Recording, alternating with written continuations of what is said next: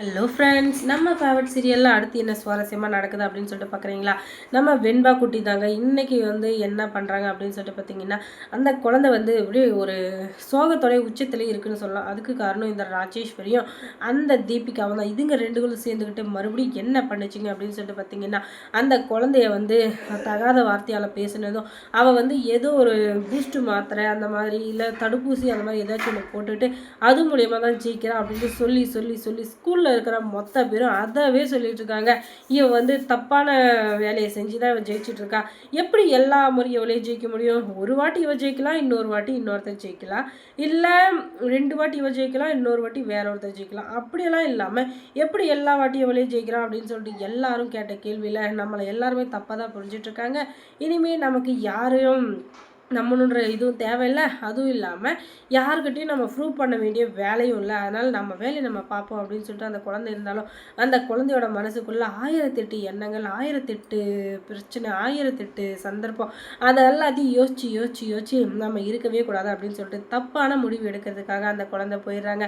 அதுக்காக வீட்டில் யாருமே இல்லாத நேரமாக பார்த்து ஸ்கூலுக்கு போயிட்டு வராங்க. வந்ததுக்கப்புறமா வீட்டில் யாரும் இல்லை அப்படின்றத தெரிஞ்சுக்கிட்டு இவங்க தூக்க மாத்திரையை எடுத்து கப கப கபன் 10 மாத்திரை சாப்பிட்றாங்க. ஒரு மாத்திரையை போட்டாலே மத்தியானம் வரைக்கும் எழ முடியாது. இந்த குழந்தை 10 மாத்திரை போட்டிருக்கு. ஐயோயோ, எழறதுக்கே 3 நாள் 4 நாள் ஆகும் போலையே அப்படின்னு சொல்லிட்டு எல்லாரும் பதறி போயிருக்க.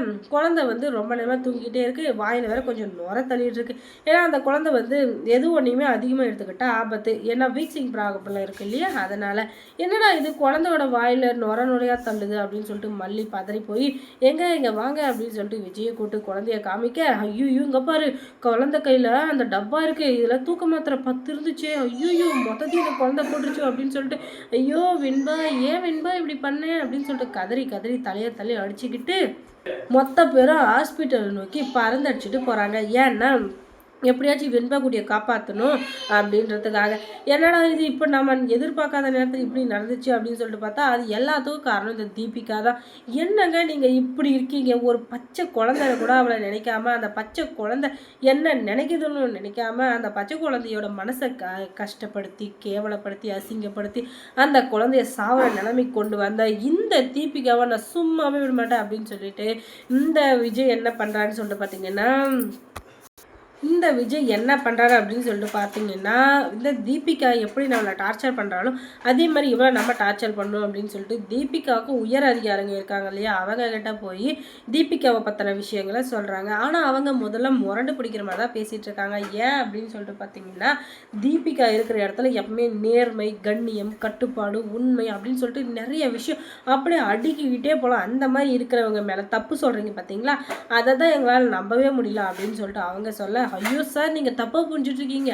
அவங்க நல்லவங்களுக்கு நல்லவங்களாக இருக்காங்களோ இல்லையோ அதை பற்றி எனக்கு தெரியாது. ஆனால் இவங்க ஒரு எப்படி சொல்கிறது, ஒரு பர்சனல் வெஞ்சன் அந்த வச்சுக்கிட்டு யார் யாரை அவங்க டார்கெட் பண்ணுறாங்களோ அவங்கள வாழவே விட மாட்டாங்க. அவங்க மேலே தப்பான கேஸ் போடுறது, அவங்க என்ன பண்ணாலும் அவங்கள தப்பாக சித்தரிக்கிறது, அந்த மாதிரி பண்ணி பண்ணி பண்ணி பண்ணி இன்றைக்கி என் குழந்தையோட உயிரை காவு வாங்குற மாதிரி வந்திருக்கு. அதுக்கு காரணமான இவங்களை சும்மாவே விட மாட்டேன். நீங்கள் ஆக்ஷன் எடுக்கலைன்னா கண்டிப்பாக நாங்களே தண்டனை கொடுக்க வேண்டியதாக இருக்கும் அப்படின்னு சொல்லுது. சார், நீங்கள் இப்படிலாம் பண்ணால் நாங்கள் எதுக்கு இருக்கோம்? சட்டம் தன் கடமையை செய்யும், தெரியுமா தெரியாதா? உங்களை மாதிரி ஆளுங்க இந்த மாதிரி இந்த போலீஸை தப்பாக பேசுனீங்கன்னா எல்லாருக்குமே போலீஸ் மேலே தப்பான அபிப்பிராயம் தான் வரும். ஏன்னா இந்த போலீஸ் டிபார்ட்மெண்ட்டில் ஒரு சிலர் பண்ணுற கெட்டதுனால எல்லாருக்குமே அந்த தப்பான கெட்ட பேர் வந்துடுது. போலீஸ் வேலையில் எல்லாருமே கெட்டவங்க இல்லைங்க. 1000க்கு 2 பேர் 3 பேர் தப்பானவங்களாக இருந்தாலும் மீதி 998 பேர் நல்லவங்களாக தான் இருக்காங்க. அதனால் போலீஸை நம்புங்க, எங்களை நம்புங்க அப்படின்னு சொல்லிட்டு போலீஸ் தைரியம் சொல்லி அனுப்புகிறாங்க. இனிமேல் அந்த தீபிகா மூலிமா உங்களுக்கு எந்த பிரச்சனையும் வராது அப்படின்னு சொல்லி அவங்களுக்கு வாக்குறுதியும் கொடுத்துக்கிட்டு போகிறாங்க.